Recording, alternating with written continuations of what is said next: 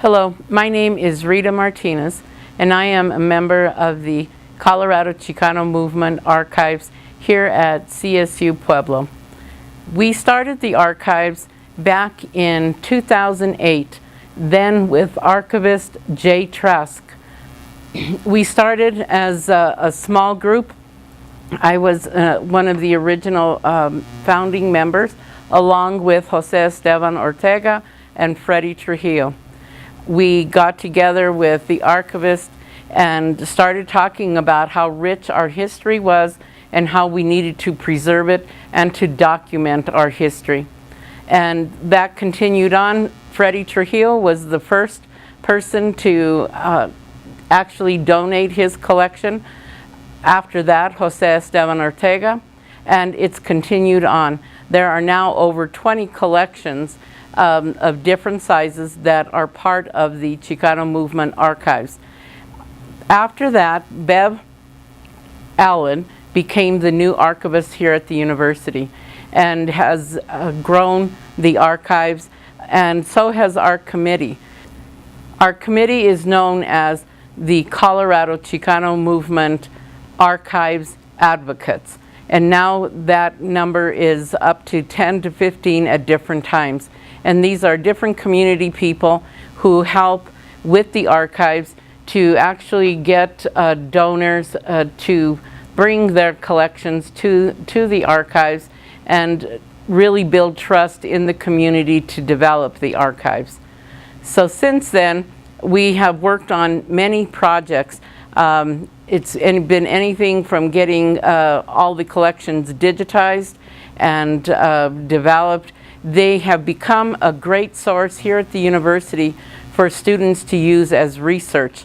This has been a valuable component of the archives. I also sit on History Colorado's community panel, and with that group, I have seen how they borrow from our archives for theirs, for research that's needed for projects that they're working on. So our archives don't stay local.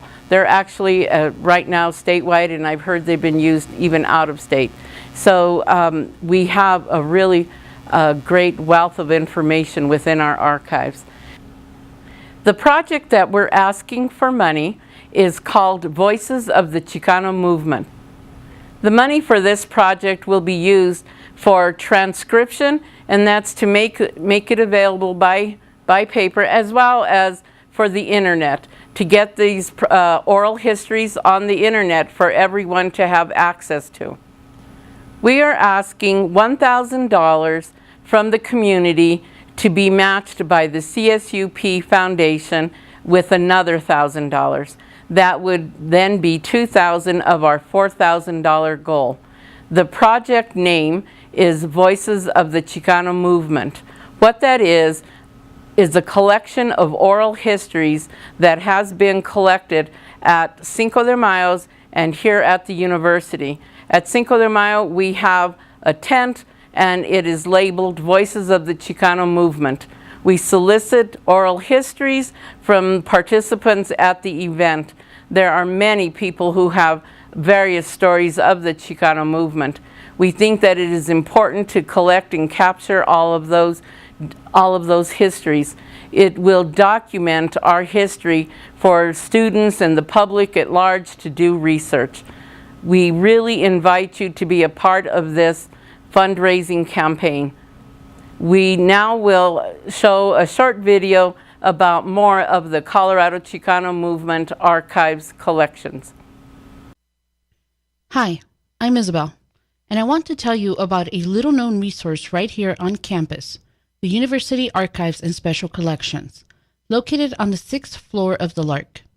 The Archives collects, preserves, and makes available a wide range of primary sources which document the university community, local and regional history, as well as the ethnic, heritage, and diversity of Colorado. Primary sources are unique materials you won't find anywhere else that provide eyewitness testimony to historical events, things like handwritten letters, diaries, photographs, film and audio, and artifacts. The Colorado Chicano Movement Archives provides many eyewitness accounts of the Mexicano people's struggle against racism and discrimination in Colorado.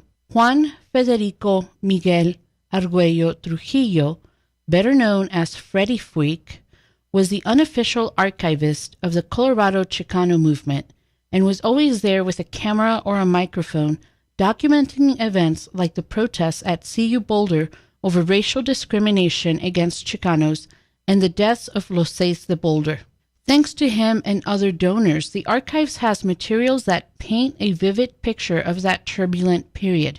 José Esteban Ortega was another Colorado Chicano activist who gave his papers to the archives. Like the Trujillo collection, it documents the protest movement at CU Boulder. It also contains long runs of Chicano newspapers like La Cucaracha, which was published in Pueblo and provides a broader view of issues affecting Chicanos than that of mainstream newspapers. The papers of Luis Luggs Garcia, a Pueblo activist in Brown Beret, offer insight into his fight for the rights of people in the Salt Creek barrio, as well as for the farm workers. The David Marquez papers include his unpublished manuscript, Chicano Wars, which outlines the history of Chicano activism in Pueblo. The records of the United Mexican American Students, known as UMAS, are a window into Chicano activism in Boulder from the 1970s to 1990s. You'll also find interviews with Chicano activists and veterans of the Voices of Protest Oral History collection, as well as the Deborah Martinez documents, which outline Chicano leadership and development in Colorado. The archives are open to all students, faculty, and community members, and are located on the 6th floor of the Lark. Research is by appointment, so researchers should call 719-549-2475 or email beverly.allen@csupueblo.edu to make an appointment with the archivist. You are welcome to stop by and take a look at the displays located in the gallery on the 1st floor of the Lark and in the entrance to the archives on the 6th floor.